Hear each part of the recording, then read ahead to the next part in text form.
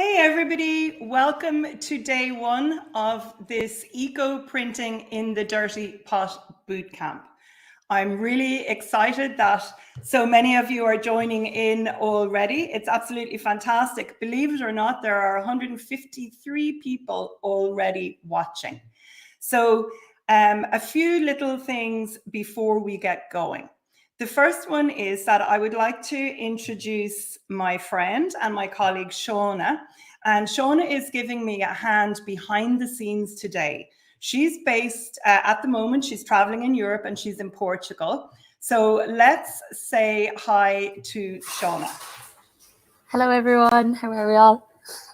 I know people, Shauna, in the Eco Print and Wet Felt Club were hoping to see your face. So I'm privileged. And know that Shauna is a real person.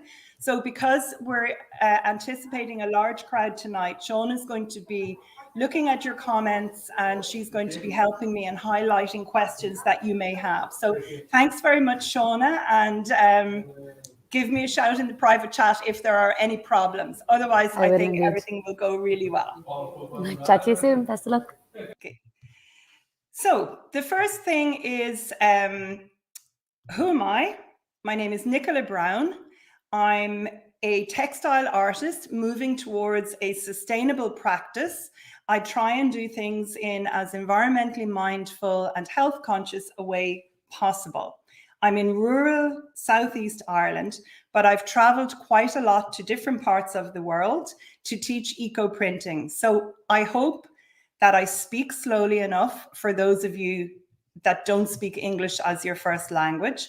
And I hope that I can share tips and advice for you and information that will help you achieve the success that you want for yourselves. So if you'd like to drop a comment and let us know where you're tuning in from, that would be fantastic. Just write them as a comment.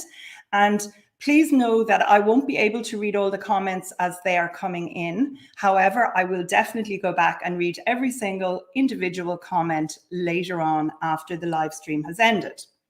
And if you are actually watching this as a replay rather than joining us live right now, if you have any questions, please drop them as a comment, and I also will do my best to answer all your questions over the next couple of days. So if you do have a question, please can you put 3 question marks at the beginning and 3 question marks at the end. And that way it's going to make it significantly easier for Shauna to find the questions and then to feed the questions through to me in a private chat so that I will be able to answer them for you. So remember, Shauna is helping me behind the scenes, and you need to put 3 question marks in front of a question and 3 after to make it easy for us both to identify them. So this is the first of 3 days of information which I am going to share with you. I have it broken down into the absolute foundations, which I'm going to share today. And today we'll be talking about working on fabric that it's protein based, it's coming from an animal such as silk or wool. Whereas tomorrow I will move on and I will share tips about working with cellulose fabric. And then on the 3rd day, I will be discussing eco printing, upcycled clothing, or printing to sew garments, etc., etc. That's the rough outline. But if things progress very slowly today, I'll just add, I'll continue tomorrow where I leave off today. So please don't worry. I want to give you the information in a logical way, and let's get going. So the first thing is I'm discussing working and creating eco prints without using traditional powdered mordants. And some of you, me included, for a long time, I never knew what a powdered mordant even was. And I also didn't know why would I choose to work without one rather than with one. So a traditional powdered mordant is a metal salt. It's a powder from a metal salt. And some of them are more harmful to your health and to the environment than others. But the big danger with the powdered mordant is in the inhalation of the mordant, the inhalation of the powder. And I don't want anybody to think that I disagree with natural dyeing and using powdered mordants when natural dyeing. I don't, but I choose to work without them wherever possible, because there are nothing like the same health implications of working with a rusty metal pipe or making your own homemade rust water as there would be with inhaling a powdered mordant such as ferrous sulfate. And some of you may be coming from an eco-printing background where you are used to using powdered mordants, and that's perfect as well. There's nothing to stop you putting mordanted fabric into the dirty pot. And I will be explaining exactly how to set up your dirty pot very shortly. But there's nothing to stop you working with mordanted fabric. However, if you choose to go down the route that I've gone down, you can achieve beautiful and vibrant prints without having to use the traditional powdered mordants. And in many cases, the prints, to my eye, are a nicer color. For example, alum, so that would be aluminium or potassium alum sulfate or alum acetate. They have a tendency to make prints a lot more yellow, and you may not want that to happen. So it's just something to consider. If you come from a traditional natural dyeing background, you may need to just come at this with a clear head. I'm going to strip everything absolutely back to the basics so that you can achieve good results right from the start. So the powdered mordant is a metal salt, something like potassium alum sulfate, copper sulfate, ferrous sulfate. And traditionally, you would have made this into a solution, and you would have put the fabric that you were intending on printing, you would have put that into the solution, brought it to a specific temperature, held the temperature for 1 hour, and allowed the pot liquid to cool down. And at that stage, what would have happened is the powdered mordant that was in solution would have chemically altered the composition of your fabric. You might not have noticed that the fabric looked any different, but there would have been a structural there's a relationship between the mordant and the fabric. So it would be structurally changed. And once the fabric is mordanted, it can be put aside and left for years. And then you can go back and print with it afterwards. But when you are eco-printing without using these mordants, when you're working in the mindful way that I have chosen as my direction to go, the technique is often referred to as pot as mordant, or eco-printing in the dirty pot. And you might say, is there a big difference working one way over the other, or what are the differences? Well, there are definitely differences, although the chemistry behind everything, obviously chemistry is chemistry. But when you're working and you're choosing to use the metal composition of the pot you're working in, when you want that to influence the colors that you are achieving, you need to understand that that pot and the pot liquid that it contains will have nothing like the strength of the effect that working with the powdered mordant will have. And for that very reason, much vegetation that you see online, and you see people printing with flowers and all these beautiful, really brightly colored prints, those are not possible to achieve without using traditional mordants. So when you're working in the dirty pot, you work with much more limited vegetation, and then you will achieve fantastic results with that limited vegetation and often brighter colors than working with mordants. So it's a choice, and that's something that I will be, you'll see as we progress through everything. And other questions that I often get asked: is it possible to work in your home kitchen? Is it possible to use your everyday cooking pot? Is it possible to work in a small space? And I would say that it's definitely possible to work in a home kitchen. Health and safety is really important. So you need to be working in a well-ventilated space. You need to be mindful of the clothing that you're wearing. You need to be conscious that you are working with hot, boiling liquid, plenty of steam. You do not want to give yourself a burn. And that is something really to consider where you site your cooker for processing your bundles. I'm going to talk about all the equipment you need, but I would prefer to work either outside or in an outdoor shed or garage, out of wind. But you can certainly work in your kitchen if you have your house well ventilated. And in relation to using everyday cooking pots, the answer is no, you should not eco-print in your regular cooking pots. You should have totally dedicated pots for any sort of natural dyeing. However, if you're totally new to eco-printing and you're watching this bootcamp and you would like to experiment, I personally would not have a problem doing a few sessions in one of my regular cooking pots if I was only putting food materials in. Now, I say a few sessions because I would not want to be doing that every day. But if you wanted to try and see, did you want to invest in a dedicated printing pot, I recommend that you start with onion skins, and you could put a little sprinkling of black tea into your bundles as well. So you could try with your everyday cooking pot, but that is not a long-term solution. For just a few sessions, that would be okay. And in relation to space, I'm not going to have, there aren't enough days in my week to share with you how to fold really, really big pieces. This is a foundation bootcamp, but you can certainly develop ways of working in smaller spaces if you don't have a large space.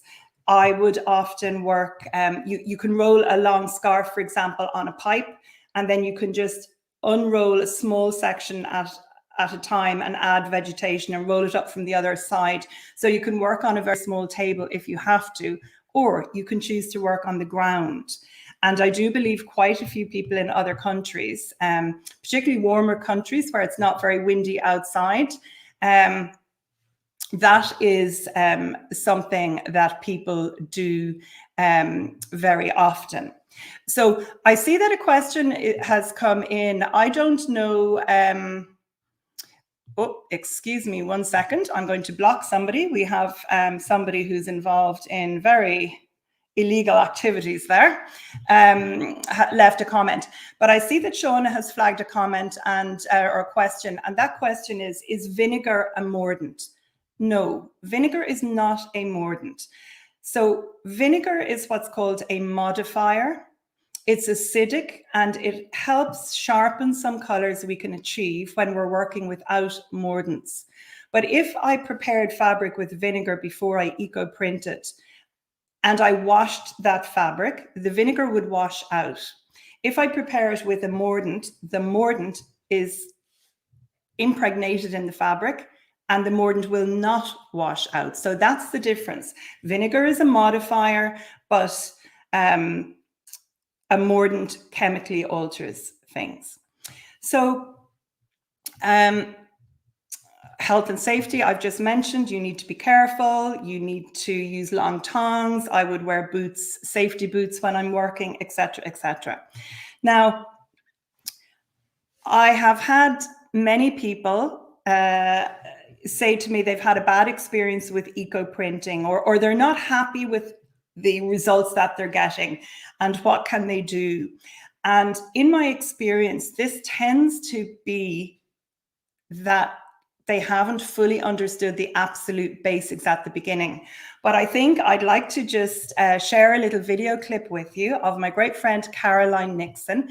Now, Caroline is an absolutely wonderful eco-printer. And Caroline primarily specializes in eco-printing with Mordants. However, she's also a master at eco-printing without Mordants. It's just not the path that she chose to go down for the bulk of her practice.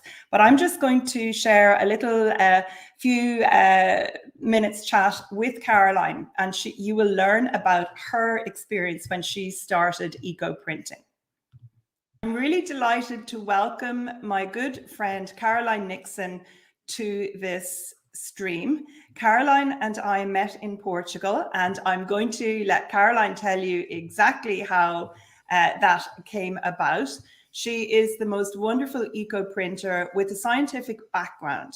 And for those of you who already know Caroline's work, she does the most amazing work with mordants, with traditional powdered mordants.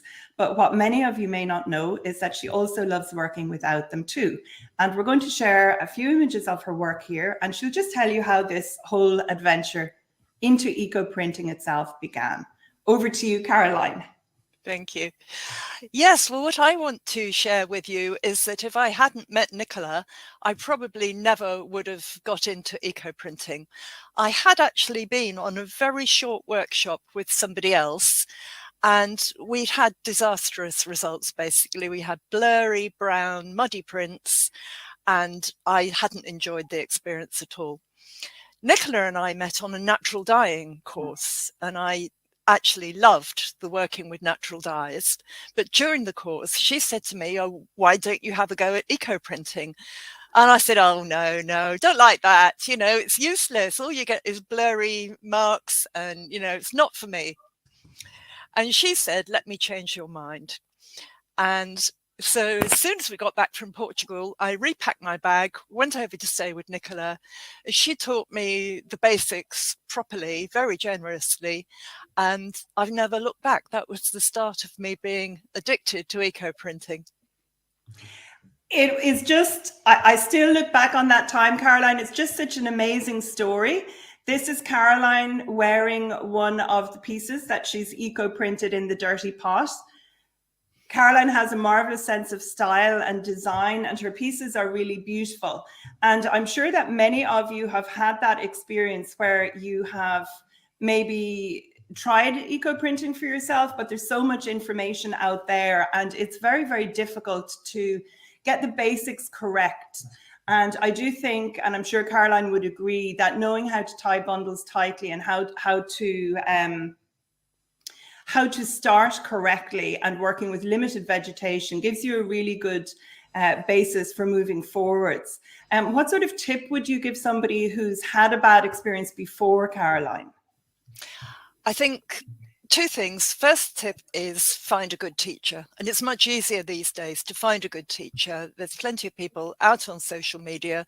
You can look at their work, you can see how they explain things, and you can find a teacher who seems to fit what you want to do. The second thing is to start really slowly with the basics. Start very simply and build up your skills one by one. Because as Nicola says, there's so much information out there.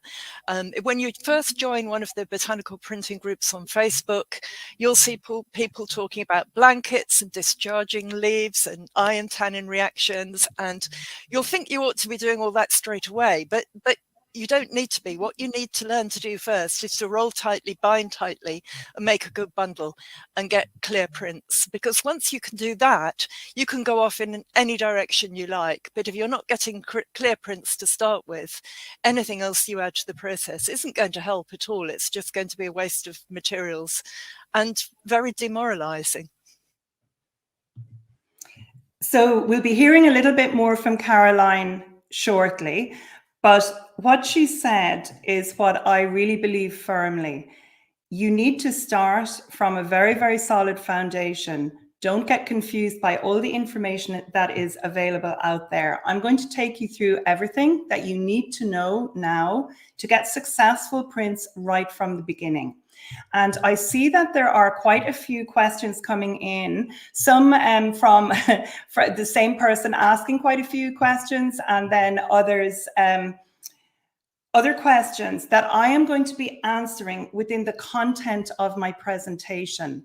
So unless you have a question that I don't cover during the presentation, please don't start adding questions now until I do more of the presentation. Then I'll invite them, and then I think that would be good. So for example, oh, well, actually, Kobe has a good question. The same principle when printing on paper. Kobe, the leaves, the vegetation, making up the dirty pot, everything is identical for paper. How I do it, identical for paper and fabric. The one difference is that the paper obviously doesn't get washed beforehand. I pass it through a vinegar water solution. So I do actually have a video on my YouTube channel. So if you take notes about this whole process, everything that I share about setting up the pot, making the dirty pot, reusing the liquid, the vegetation to use, etc., you can apply all of that to printing on paper. The only thing is you obviously wouldn't be washing paper in the washing machine beforehand. So, and this question here from Hanako, I'm not sure if I'm pronouncing your name correctly, so apologies if not. But absolutely, I am going to explain exactly what a dirty pot is. So I'm going to stop looking at questions now because I am going to get right into the thick of things. So where to begin? What are the basic essentials that you need to gather to start eco-printing? And can you do this on a budget? And I've already said you can do it in a small space. So there are some things that you really do need to have, and the absolute essentials when working without Mordants. You need to have some fabric to print on. You need to have some string to tie your bundles. You need to have some vegetation to put into the bundles. You need a pot, a large pot, and the wider the pot, the better. So a wider, shallow pot is better than a tall, thin pot. You need a heat source, and that heat source needs to be able to bring your pot liquid to a boil where the liquid is bubbling, and you need to be able to maintain that heat for quite a while. Then vinegar is very helpful, and also you will need some chunks of rusty metal. Now, those are the essentials, but obviously there are extra things as well. So metal pipes, for example. If you look at this image here on the table, this has got everything that I need at the start of an eco-printing session. So I've got a copper pipe that will help modify and change the colors on the eco-prints. I've got a cast iron pipe that makes the eco-prints darker.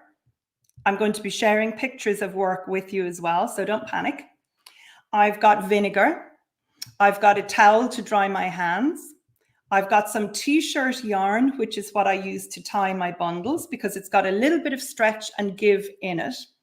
I've got a sharp scissors, and there's also actually a piece of eucalyptus bark on the table. So it's always helpful having some sort of a core to roll your bundles around. It's not necessary, but it's helpful. And if I was to roll one of my bundles on an eucalyptus twig or a piece of bark, I would also get dye from that particular twig or bark. And something that people can get very anxious about is they don't necessarily know where to get their fabric from. And if you've registered for this boot camp and joined my boot camp list and my newsletter list, I'm going to be sending everybody a thank you gift afterwards, and that is going to be in the shape of some information in a PDF file. And I'm going to share links to some of my favorite suppliers and plenty of other information with you to say thank you for joining the boot camp. If you were just watching the boot camp but you haven't registered, there will be a link to join the boot camp and the mailing list in the video description below. So please click that afterwards. And if you are interested in getting a print out of some of the information I'm sharing, I will be sending that out afterwards in about a week's time. But here are the names of some of my top or my favorite suppliers that I personally would use. And they have good business ethics. So that would be, if you were in Europe, I like using Wollknall in Germany. In England, World of Wool is excellent. In Australia, I cannot say enough about Marion in Beautiful Silks. In Canada, there's Andrea in Blue Moon Studio, and there's also Maiwa on Vancouver Island. Dharma Trading is one of the main suppliers in America. It's particularly good for things like clothing blanks, although not so much in silk, more in cellulose fabric. And for those of you who aren't sure what cellulose or protein-based fabric actually is, Cellulose fabric is a fabric that comes from a plant material. So it could be cotton, it could be linen, it could be rami, which is made from nettles. It could be made from something that you smoke, hemp. I'm not going to say that word or I might get flagged on YouTube for violating some rules. But those would all be fabrics that come from a plant. And in the cellulose family, you can also include things like viscose, because that's also made from a wood pulp fiber. And tencel is made from eucalyptus fiber. Whereas wool and silk, mohair, cashmere, all of those fibers come from an animal, and they are considered to be protein-based fiber. And protein-based fiber takes the color very easily without a mordant. The cellulose fabric, which I will discuss tomorrow, that's not so easy. It's still perfectly possible to get beautiful eco prints, but it's not as easy without the traditional powdered mordants. So that's why I highly recommend that if you're a beginner, you immediately start with the protein-based fabric. And then Suzanne Deckel is wonderful in Israel. She has a beautiful range of fabrics and fiber, etc., that you can use. And then op shops, or what we in Ireland call a charity shop, or in North America, a thrift store. It's absolutely amazing how many pieces of fabric and garments and old woolen blankets you can pick up somewhere like that.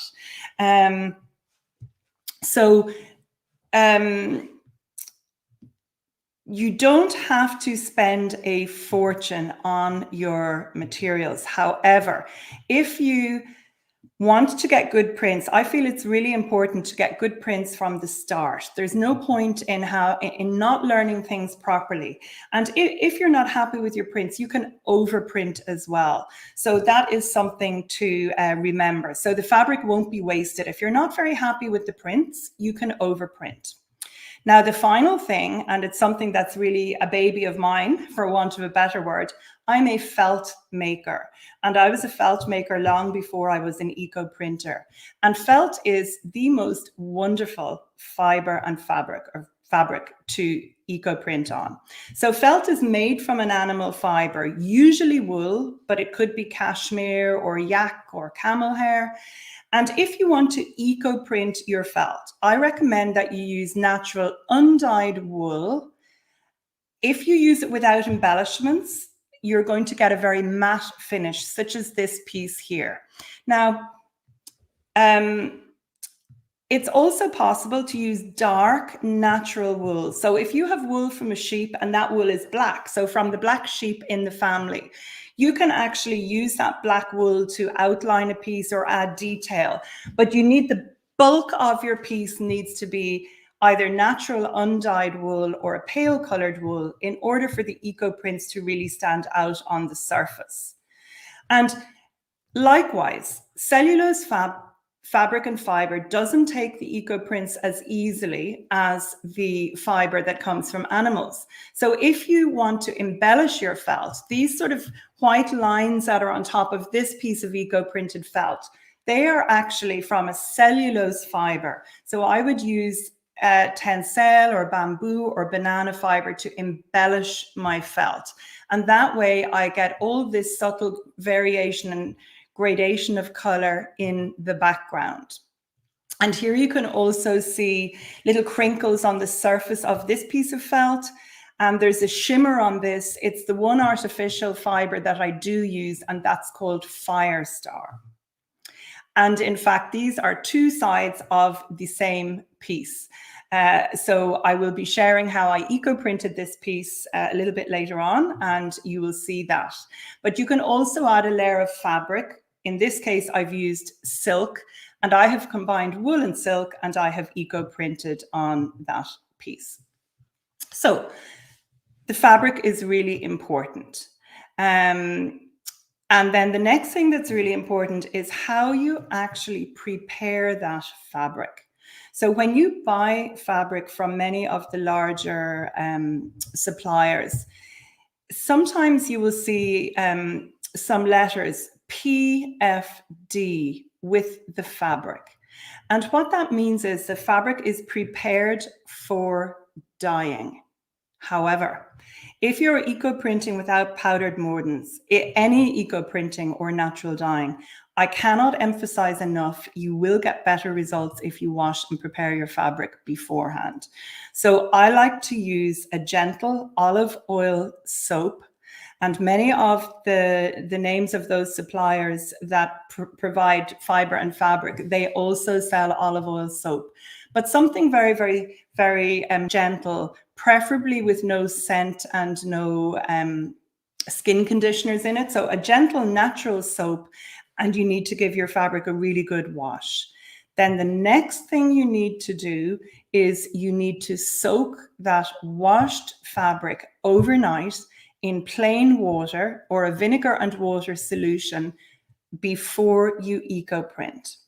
If you eco-print on dry fabric, you don't get as good an absorption of color, and it also leads to more wrinkles. So I cannot emphasize enough, soak your fabric overnight and you will get better results. And don't worry about how much vinegar to use right now. You can just put a splash of vinegar in that water, or you can add your vinegar when you are actually going to add your vegetation. But the important thing is that the fabric has been soaked overnight beforehand. Now, today, I'm giving you the absolute foundation, the information that you need to have successful results right from the start. Please do not ask me loads of questions in the chat about, can I use this leaf? Can I use that leaf? Can I use the other? Most vegetation that you ask me about need a mordant. So I'm going to give you absolute basics today, and then tomorrow I'm going to give you a list of other vegetation from different parts of the world, not just from here in Ireland or England, not just from our climate.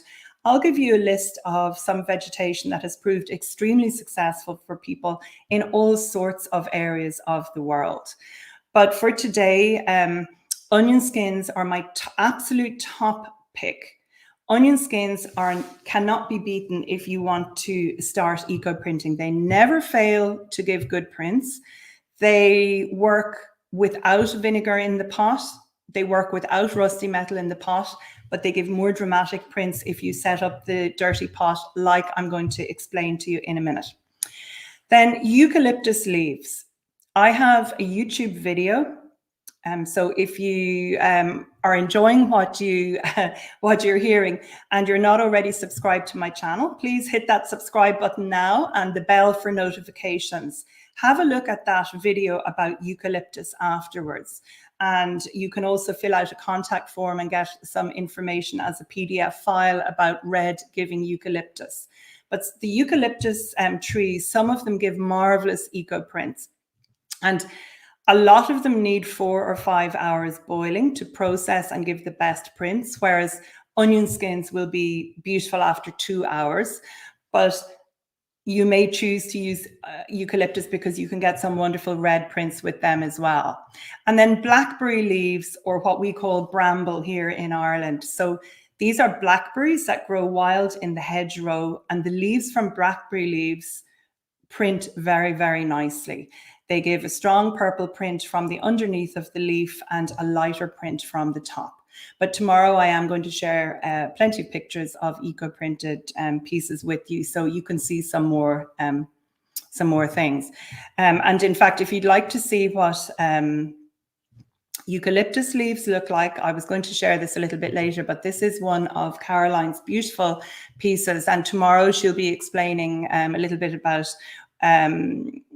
when she made this, what it's made from, etc. But aren't those prints absolutely beautiful? And those are eucalyptus leaves on an op-shop woolen blanket. But I will leave her chat about that tomorrow because I don't want to steal her thunder with that one. However, I will add another little video that I shot with Caroline into the stream. And while it's playing, it's only a couple of minutes. I'm going to just check what questions have actually already come in. And the reason I'm sharing this particular video is because Caroline was a doctor, and she comes from the medical and the scientific background. And one of the big fears many people have if they're used to working with traditional powdered mordants, and many people have a fear that if you boil your pieces with rusty metal over an extended period of time, or if your fabric is in contact with rusty metal, that it's really going to decompose very quickly. But I think that you may enjoy this little clip where I asked Caroline a question and she shared something pretty amazing. And while this is running, I'm just going to check and see what questions have come through there in the chat. Some of you with the scientific background may be wondering about any detrimental effect of rusty metal or cast iron pots on your fabric, particularly when you're working with silk or wool. So I'm going to invite my good friend, Caroline Nixon, who is an absolutely marvelous eco printer. Caroline works and is best known for working with Mordants, but she does really glorious work in the dirty pot too. And I'm going to share an image of Caroline's of an absolutely outstanding piece of work. And I think I'll just let her tell the story about this, and you'll see whether she feels that iron is detrimental to the fabric. Hi. So I went to visit Nicola one winter, and we had a really long printing session and did an awful lot of bundles. And we cooked them in her marvelous pot that she has outside in the garden, which I love working with because I was with her when she found it. And there's a whole story attached to getting that pot home from France. So it's a cast iron pot, and we had rusty water and eucalyptus in the solution. And we finished our printing sessions. We're very happy. I went off back to England, and Nicola didn't actually use that pot for a year. But when she went to freshen it up and start using it again, she found a bundle in the bottom of the pot. And this was it. And we both thought it would be completely ruined. But she got it out, gave it a wash, treated it with bicarb. And this is it. It hasn't deteriorated at all. The hand of the fabric feels the same. I'm not sure that I would make a garment out of it and put it under a lot of strain, but it doesn't feel fragile. That was about 2 years ago that you rescued it from that pot, and it's still absolutely fine. So I'm not saying it would make a museum piece, but, you know, in the medium term, the amount of iron that we're using clearly doesn't do too much damage to the fabric. No, and the other thing that people may find interesting as well is that the background of the fabric didn't all just go black either, because many people are concerned they can't get a paler background. This was a very creamy white wool in the first place, and it's still, in reality, it's probably even more vibrant than this image. So I really appreciate you sharing this with us, Caroline, because I know with your scientific background, you know, I'm very intuitive with what I do on the pot, but with the scientific background, I appreciate the fact that you are happy that the hand of this fabric has not changed. It's not just me saying it. You think yourself that it still feels really good. It does, yeah. Yeah, I really appreciate you sharing that with us, Caroline. Thank you so much. And pleasure. Over and out from Ireland. Bye.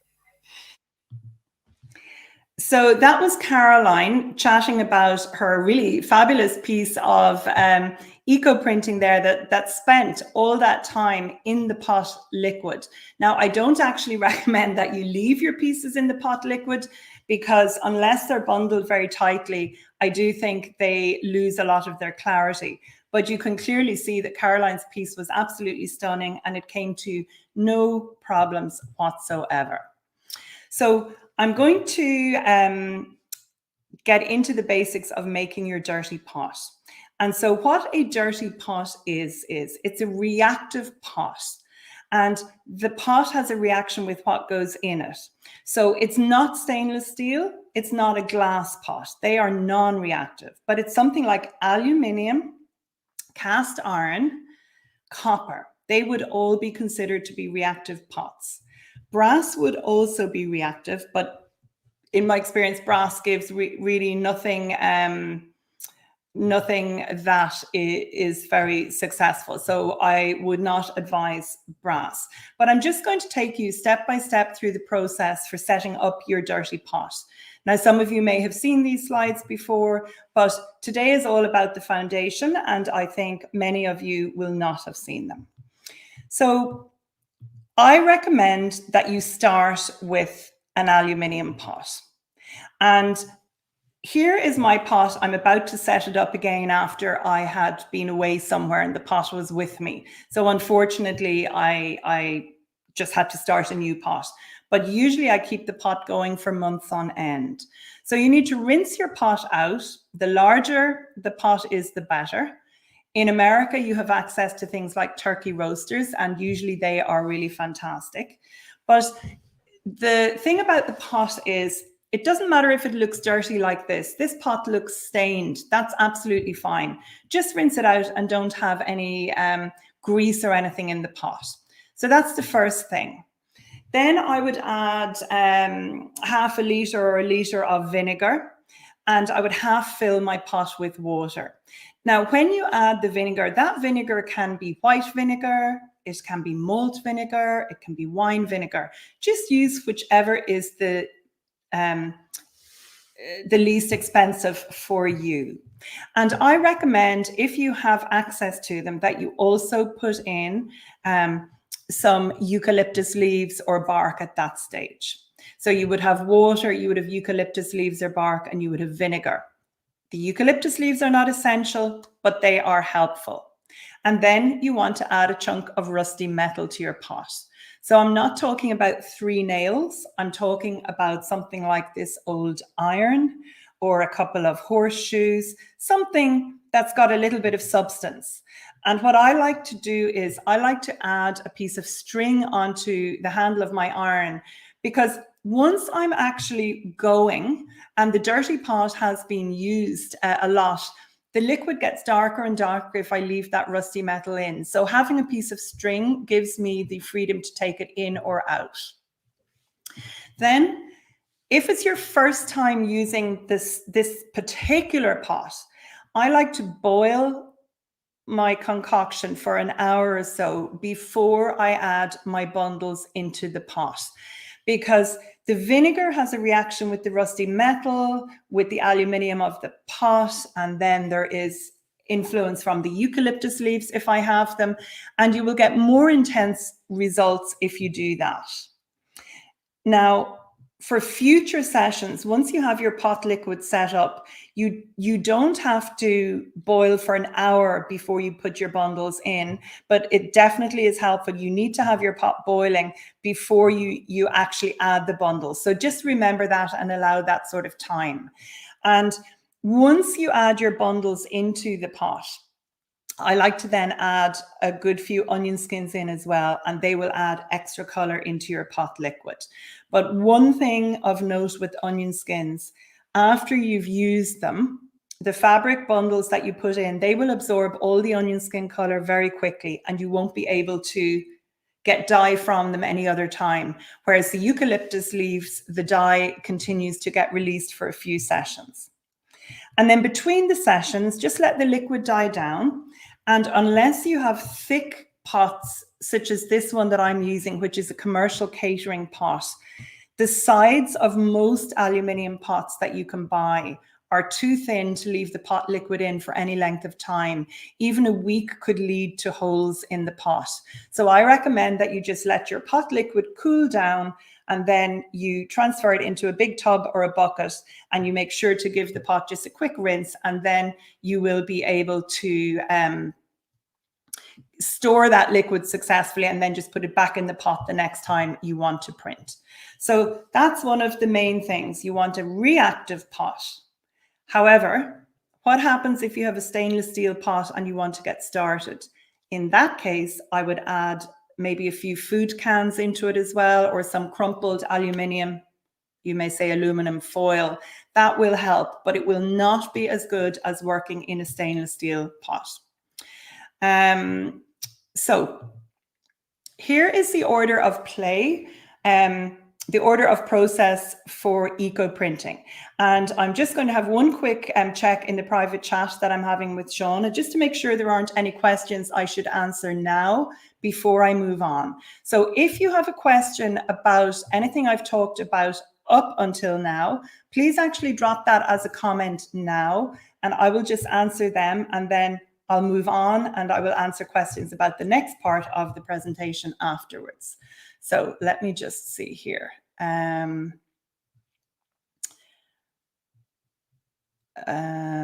Okay, so there is a question about, will there be a translation available on YouTube afterwards for the live stream? That's something that I think YouTube will automatically add. I made a mistake. Maiwa is on Granville Island, not Vancouver, or did I?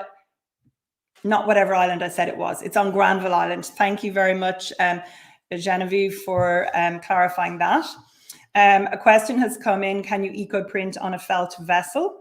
And the answer is yes. And I will share a little bit about that on day 3 of the bootcamp. If somebody has a naturally dyed wool scarf that they wove, yes, you can eco-print on that, even if it's already dyed, absolutely. Silk, the heavier the quality of the silk, the better the prints it will give.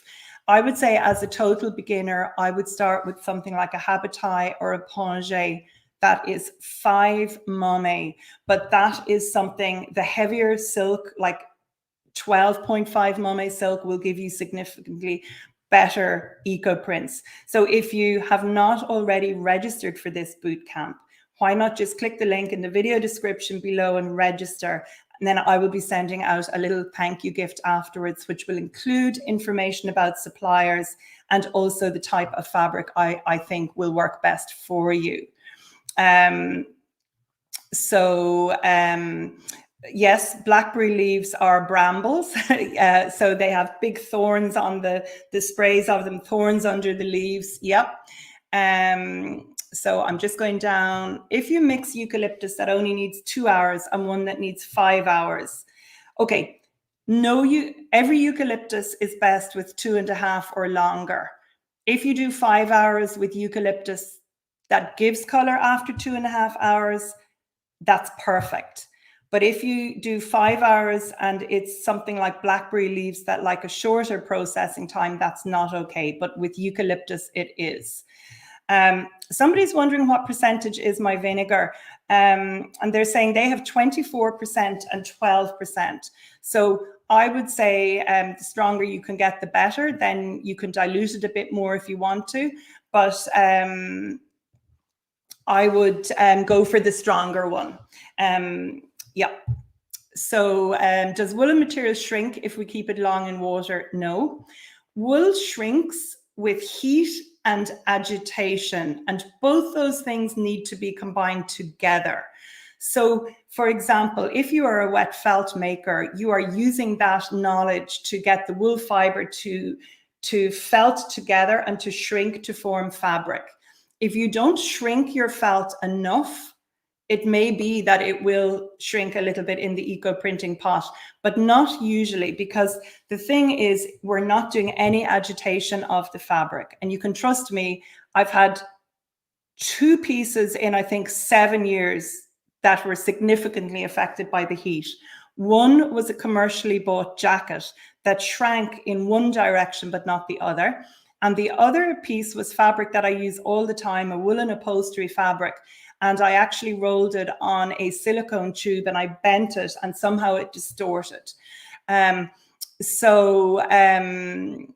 Okay, I'm going to go down through these questions and then you can stop asking questions for a minute so I can just answer these and move on, and then I'll take more. What is t-shirt string? So t-shirt yarn is, you can use any string. So let's not say you can't use other string. But I find if you use garden twine, for example, or butcher's twine, when you tie tightly, I find I get cuts on my hand. Whereas t-shirt yarn, it's yarn it's waste from making t-shirts from factories, and they roll it onto big cones and you can buy it. It's not inexpensive. In Ireland, it's about $14.99 for a cone, but it's used for doing big hook crochet or big needle knitting. You can knit rugs and things with it. And I find it's wonderful. Or you can make your own, you can cut your own t-shirts up. I find it's wonderful for tying the bundles because there's a little bit of stretch, so you can get your bundles very tight. And you're going to see it in action when I share some images with you in a minute. Okay, so would oak bark work the same as eucalyptus? No, no, no. And I am so glad you have asked this question.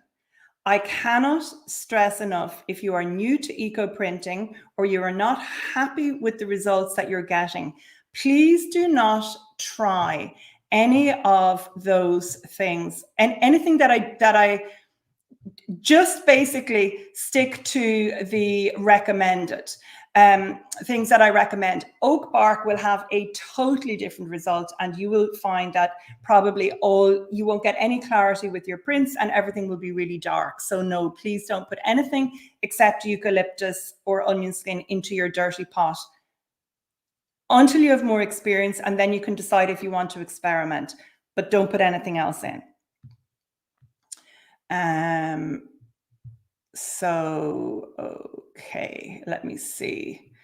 So you wouldn't inhale the iron water, really. You can put a mask on when you're taking the lid off the pot. Somebody's question is there a problem inhaling the iron water? And the issue is inhaling the actual powder, because you can't expel that from your lungs. Another question, do you add liquid due to evaporation from boiling? Yes, you keep topping up your pot when you're printing, but I'll get into that in a minute. Somebody is asking, does the fabric have to be far above the liquid? We are putting the fabric into the liquid. We are not steaming. These are all going into the pot. Using a galvanized pot, I would just do exactly the same as with an aluminium pot. If you're using galvanized pot, I would just add a chunk of rusty metal. You can also use an enamel pot. If it doesn't have chips in it, though, an enamel pot is non-reactive, so you need to have a little, make sure you have a good chunk of rusty metal. You don't need to do anything extra in a hard water area. Okay, I'm just answering questions. Unfortunately, I can't pop them up on the stream for some reason, but hopefully I'll be able to do that tomorrow. Sean and I will have a chat and we'll try and get that working for tomorrow. So there's a question about storing the dirty pot liquid. What kind of a vessel? You need something that's a big plastic garden tub or something, or a plastic trash can, rubber or plastic. That would be really, really helpful. So the pot should be as large as you can get. The reason for that is that, as you see when I'm rolling up my bundles in a minute, I'm going to put a metal pipe inside the bundle. And the longer the pipe, you need to have a wider diameter of your pot. So the pot, let me just add it again there. That pot there is 40 litres. Now, I cannot do any translation to American to pints. I don't know what 40 litres is off the top of my head, but like that would be certainly the same size as a turkey roaster. Now, somebody is now asking, would the prep be the same for a copper pot? And the prep would be the same for a copper pot. The only thing is, copper is a very slow reacting mordant, and you will not get the same results at all in a copper pot. So eucalyptus leaves that give me a very strong red in an aluminium or a cast iron pot, they will give very peachy pale colors in a copper pot. Now, you may really like that. So that's just something to consider, but the preparation is the same. And somebody is asking to clarify, is stainless steel okay, or does it have to be aluminium? You can use a stainless steel pot, but I would say for 99% of the best prints, you want to use aluminium or cast iron. Stainless steel really only gives you the best prints if you're using something like eucalyptus leaves or onion skins that are guaranteed to give you good prints without any iron. Stainless steel is not what you want for eco printing. The whole concept of eco printing without traditional powdered mordants is that the pot metal is helping you. Now, that does not mean that you can't use a stainless steel pot if you're working with mordanted fabric, but you will not get the same results when you're working without mordants. So somebody has a question, am I understanding that the dirty pot is a combination of aluminium, which is the pot, iron and vinegar? Yes, you don't need the tannins thrown in, but the eucalyptus, you don't need to have tannin in the mix. I only put the eucalyptus in because they have beautiful dye. I'm not using them actually for the tannin, I'm using them for the dye, and they help give nice complex background color. And you can use the fresh or dried eucalyptus leaves. They all work very well. And then somebody is wondering about the origins of the dirty pot method. And if you are interested in a really good book, I would recommend India Flint's book, Eco Color. And she really brought the term eco printing and the concept to prominence. And India is a marvelous textile artist and academic in Australia. And so the dirty pot as a name didn't become really thrown around until a couple of years ago. But it's something I specialize in, is working without the powdered mordants. And so you might enjoy India Flint's book, and it's something that I have just expanded within my own practice. And everything that I share with you, I try only to share information that I know works in different parts of the world, and also that I know will give you repeatable and washable results, because there's no point making something beautiful and then it doesn't have longevity, that it just rinses out or it fades really quickly. Okay, so I'm just going to read the last few questions. So no more questions for a minute, if you don't mind, or Sean, and don't pop any more in the chat until I've answered these, because I want to get back to the presentation. We're already an hour. I hope everybody's okay with time. Could you just give me maybe a like or a thumbs up if you're okay with time, please? And Shauna can just make sure, because I don't want to run on too long, but I do want to give you the information. So hit the like button now, and Shauna, you keep an eye on that. Okay. Okay, so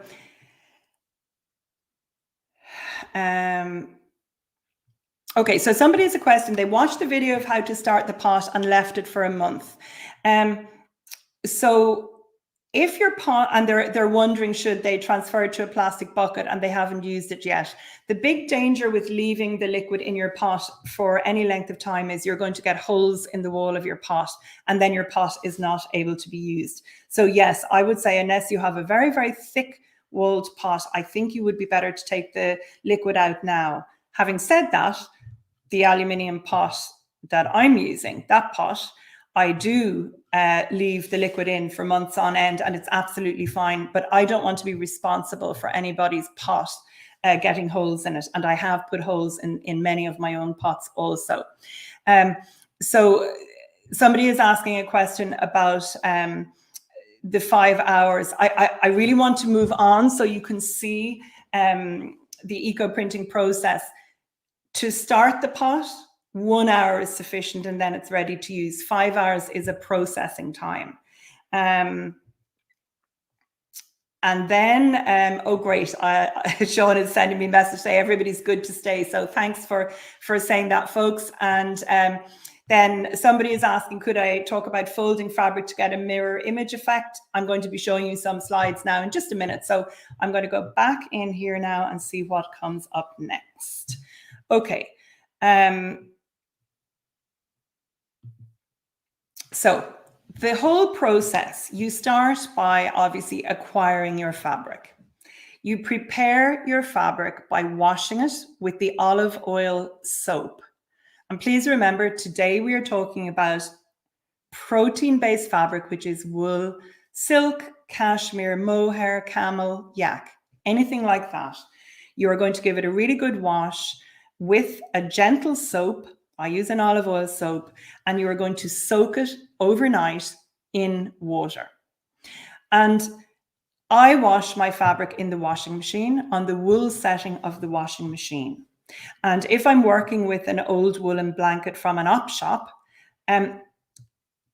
I still wash those in the washing machine. The thing is, there may be times when something shrinks, such as an old blanket.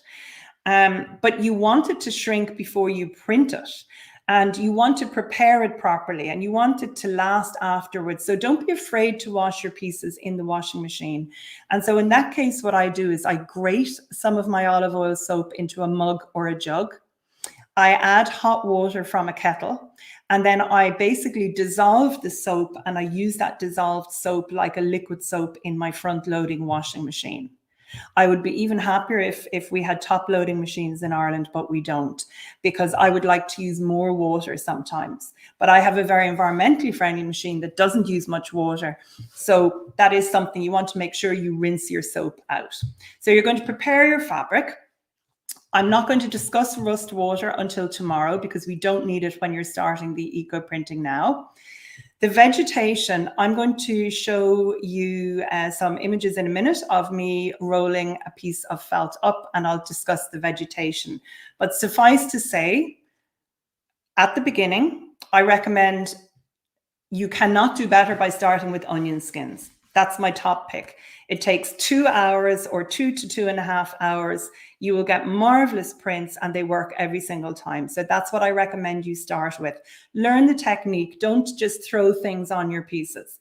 Then eucalyptus leaves and blackberry leaves, or you can also use rose leaves from a florist. So tomorrow I'm discussing more vegetation, but for today, that's what we're running with. And then you would lay out your pieces, you would roll them up really tightly, you would boil them for a specific amount of time, and that time is based on the vegetation that you're using. So another reason to start with onion skins, because they give great prints, after 2 hours. And then if you've rolled on a rusty pipe, you need to neutralize your piece afterwards. And what this means is you give it a wash with either a baking powder or a bread soda, bicarbonate of soda, a small pinch for a scarf, or maybe half a teaspoon for a bigger piece. And you soak it with that before you then give it a proper wash to finish it. And the reason for that is that by neutralizing it in that way, it will prevent that rusty metal eating into the fabric with time. So that is how you would finish them. And then you would iron your piece. I like to iron on the hottest setting of the iron from start to finish. But the easiest thing now is I'm going to actually share some images of me rolling up a piece and talk you through the process. Then afterwards, I will answer any more questions. Oh, that's the wrong one. Okay. Right, here we go. So I'm going to share with you some images of me working with a piece of felt. And the felt was soaked overnight in plain water. And then I gathered everything onto my table there. And you can see the sprinkler with the blue lid on it. That's what I was going to actually sprinkle my felt with. So for the person who was asking about the mirror image, I'm actually achieving a mirror image on this side of my piece of fabric. So what I'm doing is I'm laying onion skins down half of the piece of fabric. And if you look, the felt is very slightly discolored looking. And that's because you can see the vinegar in my sprinkler to the right of the image. That vinegar was malt vinegar, so it was a very dark color. But that dark color, it's not dyeing the wool, that will wash out, but it will have an effect. The vinegar helps with the results achievable. So I'm sprinkling on top of the onion skins. I'm sprinkling a very small bit of black tea. That's another food grade material that you can use. So that will give tiny little punctuations of color. Then I have folded it over in half. And I have also, on this particular side, I decided I was going to put some blackberry leaves, which are nearest my hands. And then at the top end, which is, the opposite end, I've put a few sycamore leaves. Now in America, this tree, the Latin name is Acer pseudoplatanus. I will give that name to you tomorrow. Acer platanus or platanus. In America, it's called a sycamore maple. So don't confuse it with other maples. It's what we in Ireland call sycamore. And I am rolling up on a copper pipe. And what I am expecting is that where the copper pipe is making contact with my wool, with the felt, I am going to get some enhanced modification of color, because the copper is a mordant, and copper, this isn't a powdered mordant now, but the copper pipe is going to affect the outcome of the color. And there was a question that popped up earlier on asking, will different types of silk have different colors from the same leaves? And yes, you get different effects. I mean, this is a 3-day boot camp. I can't explain everything, but if you had a thin silk scarf, for example, the natural dye within the leaves would be so strong that you would get shadow printing up the length of your piece. But if you work with something like a piece of tightly woven, maybe silk noil, or if you work with handmade felt like I am here, or upholstery wool, the prints from these leaves will not go through to the other side. So you do get different effects and results depending on the fabric that you use and also the pipe you roll up on. So here I am rolling this up, and you can see that I'm putting my hand on top of the felt and on top of the vegetation. I really, really want to make my bundles as tight as possible. And with a piece like this that's rolled up and there's a center line, this is a handmade piece of felt, so the edges may be a little wavy. I try and make sure that that center line keeps very, very straight. So if you're doing a mirror image, please try and keep that center line very straight and keep stretching and rolling. If you're doing a big piece, I recommend you either put a heavy weight on the end of your piece, a bucket full of water is a good idea, or you have a second pair of hands. And then here I am tying it with some of my t-shirt yarn, and that t-shirt yarn looks dirty. The reason that this looks dirty is because I reuse it time after time until it rots, and at that stage then I just put it into my compost heap. Now I'm ready to put bundles into the pot. So I've got my burner. That was something I didn't really specify very much. You need your burner to be able to bring your pot to a rolling boil and keep it at that temperature for several hours. So gas or firing it with wood, for me, are the two best options. And that may be also because my pots, some of them are not very flat on the bottom, but I don't find like an electric hot plate gets the pieces significantly hot enough to be effective. You need to make sure you have a rolling boil, that there are bubbles on the surface of your pot liquid. And here is that piece there. After just over about 2 hours and 20 minutes processing in the pot. So I'm now starting to open that piece out. And can you see where the copper pipe is now? Can you see that beautiful golden color there? Those are blackberry leaves under copper. Then there are a couple of blackberry leaves, and nearest my hand, there are prints from that sycamore. I'm opening it out, and you can see a dark line down the center line and darker color around the edge of the piece. That's from the pot liquid, and that's from the rusty metal and the eucalyptus vegetation that I had in the pot. Now I'm back on the side of the first side. This was the side, these are the onion skins. So you can see the mirror image effect from the onion skins. It is important to say that onion skins can give a stronger color from the piece of the skin that's towards the outside of the onion, excuse me, and a lighter print from the inside. So I put some up and some down, but those are onion skin prints. And here are the onion skin prints after I have washed this piece until the color ran clear. So I like to use my olive oil soap when I am washing the pieces. So this is it after it's been washed until it ran clear. That's it before it was washed. And can you see how once it's washed and dried, can you see how the bright cellulose fiber that I used for my felt is shimmering and shining on the surface of the eco-printed felt? So that's because that cellulose fiber does not take the color in the same way. Okay, and then let's just move on. And this here is the side that I put the blackberry and the sycamore and the copper. And if you're not totally familiar with it, this concept can be quite difficult. But the leaves that were on one side, I'll just go really quickly back.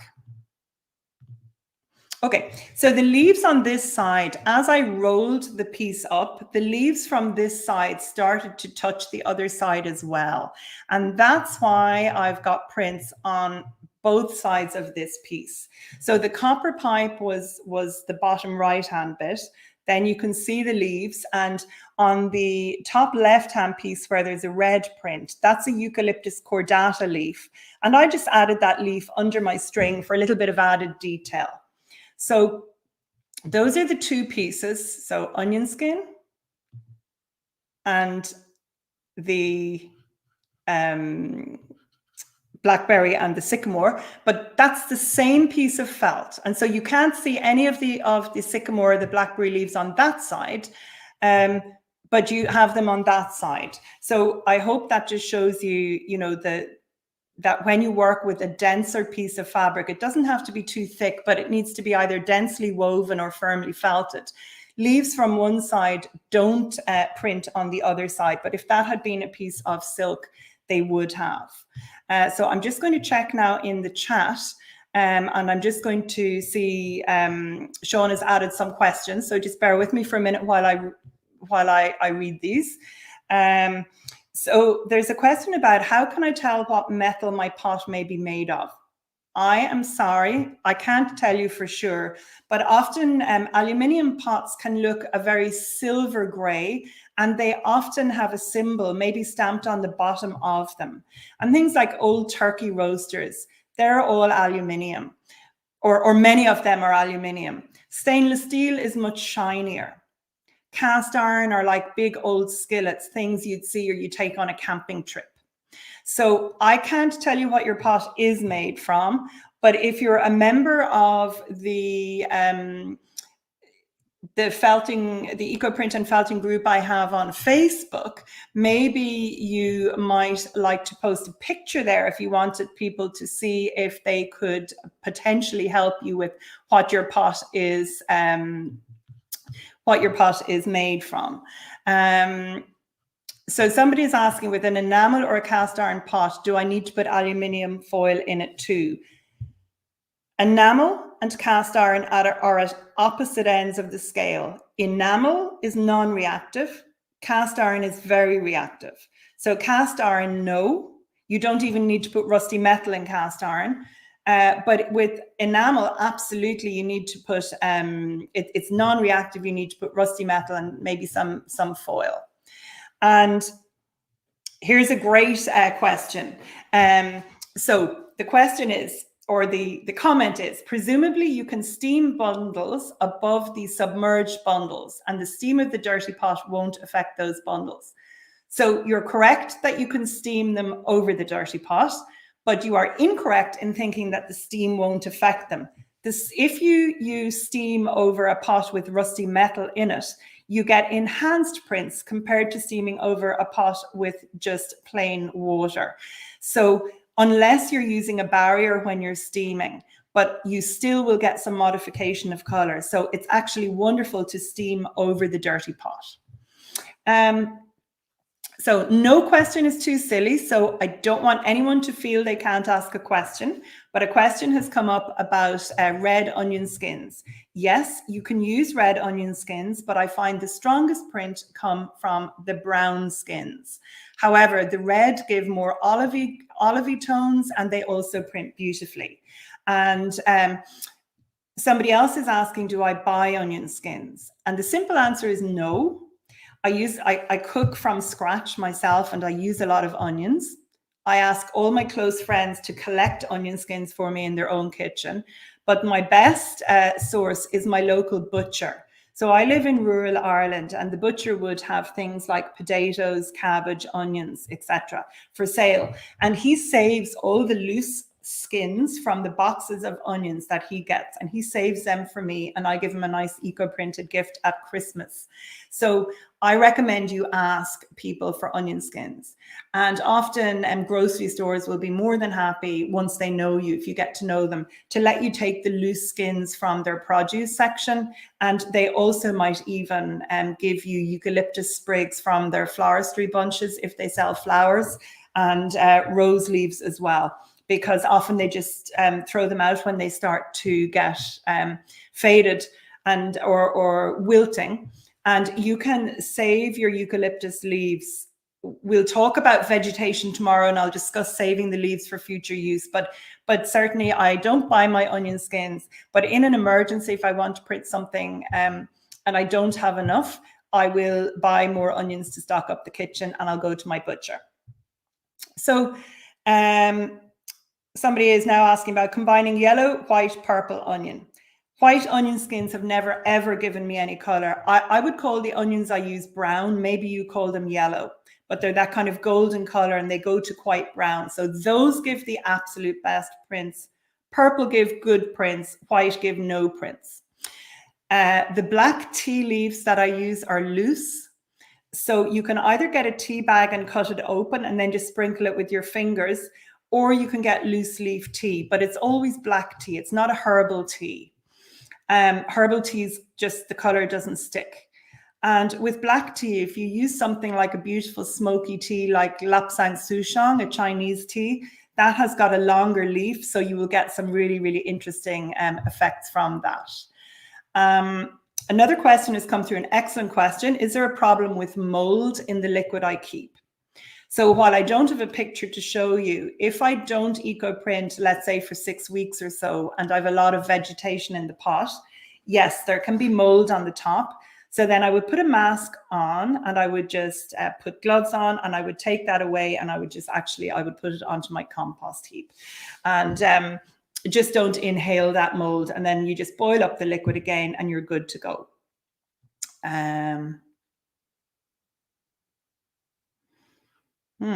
Somebody is asking then, do you put the bundles into another pot with fresh water, or is it the same dirty pot? Okay, I want to be clear about it. You always put your bundles into the dirty pot. You put it in when the pot is boiling. You take them out at the end of your processing time. Tomorrow, I'm going to discuss different times for different vegetation. Just know now that 2 to 2.5 hours is perfect for onion skins and blackberry leaves. But you only ever put them into the dirty pot. I never put the bundles into a different pot as well. And then you can wrap around a tin, such as baked bean cans, absolutely. And one of my online friends, Rita Summers, does some beautiful eco printing, and she uses a can often.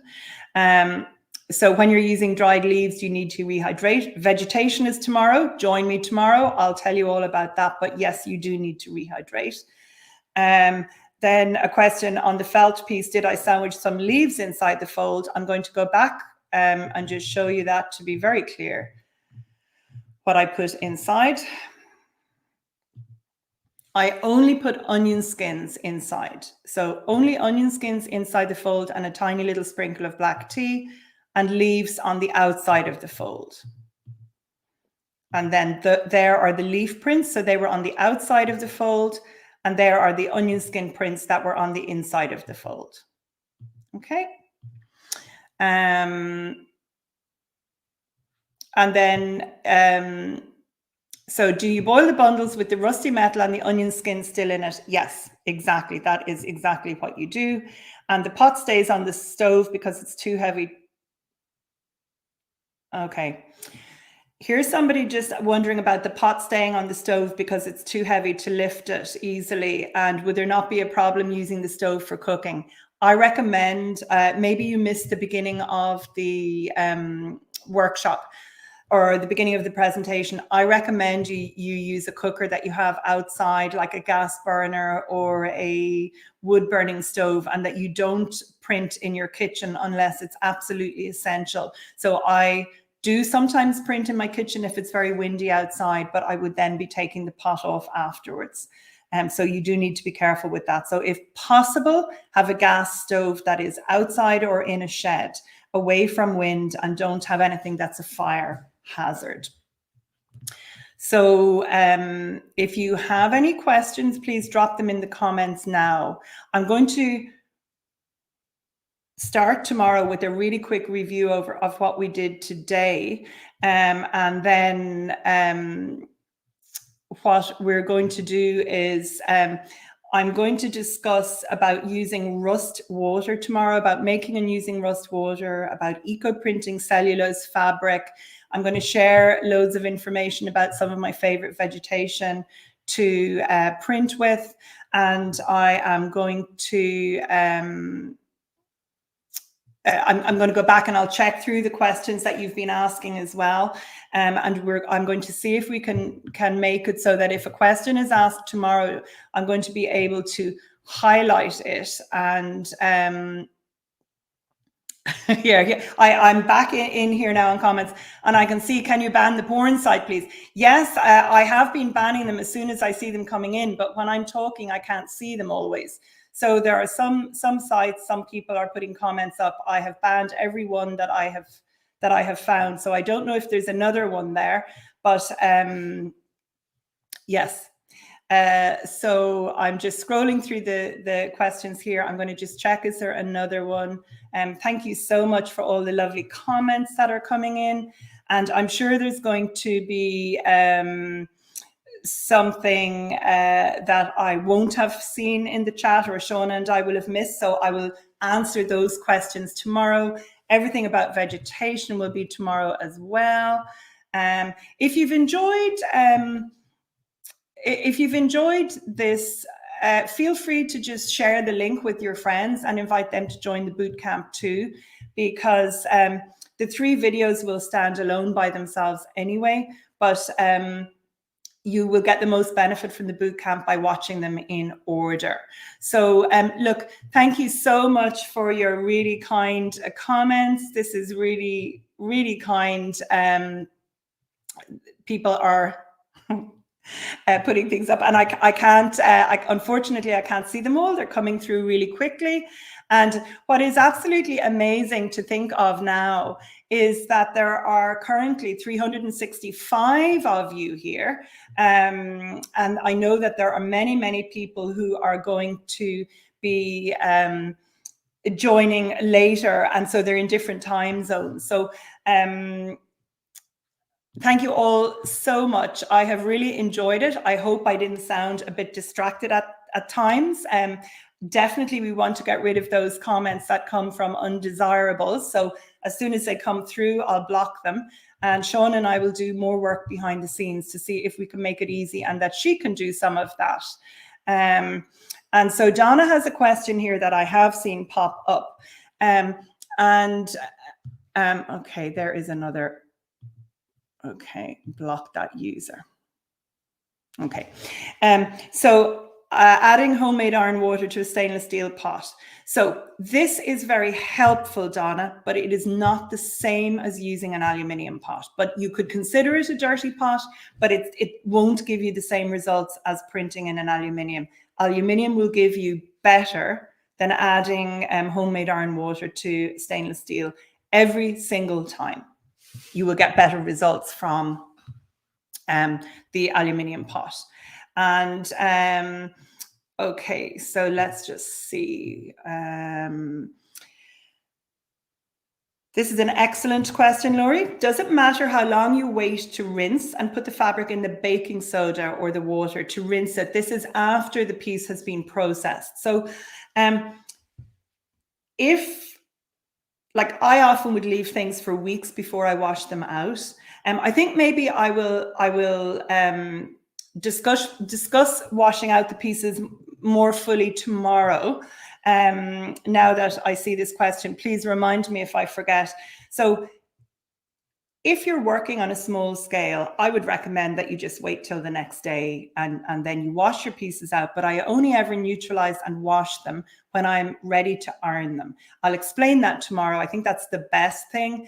But you can leave them for weeks before you wash them. However, if you've used a lot of iron, if they've been rolled on a really big rusty metal pipe, I would say don't leave them any longer than 3 or 4 weeks. Try and wash them a bit sooner because the rust will be eating into your fabric, and you may well, if the fabric is delicate, you will certainly, it's possible you may damage it. Let me just check here. Okay.